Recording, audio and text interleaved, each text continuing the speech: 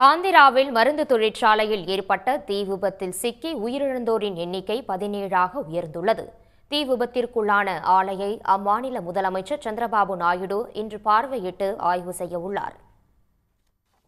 விசாகப்பட்டினம் அருகே உள்ள மருந்து தொழிற்சாலையில் நேற்று மாலை பெரும் தீ விபத்து ஏற்பட்டது.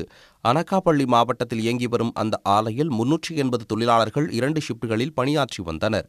மதிய உணவு இடைவேளையின் போது பெரும்பாலான ஊழியர்கள் உணவருந்த சென்றிருந்த போது ஆலையில் தீ விபத்து ஏற்பட்டன. அங்குள்ள கொதிகலன் திடீரென பயங்கர சத்தத்துடன் வெடித்து சிதறியதாக முதலில் கூறப்பட்ட நிலையில் தீ விபத்து கொதிகலன் வெடிப்பால் இல்லை என்றும் மின்சாரம் தொடர்பாக ஏற்பட்டிருக்கலாம் என்றும் மாவட்ட ஆட்சியர் தெரிவித்தார். தீ விபத்து குறித்து தகவலறிந்து சென்ற 10க்கும் மேற்பட்ட தீயணைப்பு வாகனங்கள் மூலம் தீயை அணைக்கும் பணியில் வீரர்கள் ஈடுபட்டனர்.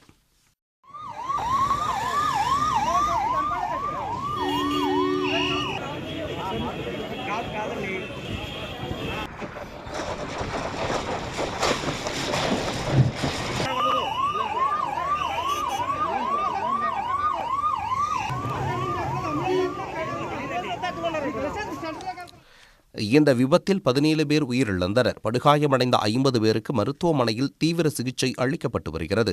அவர்களில் பலரது நிலைமை கவலைக்கிடமாக உள்ளதால் பலி எண்ணிக்கை உயரக்கூடும் என்றும் அஞ்சப்படுகிறது.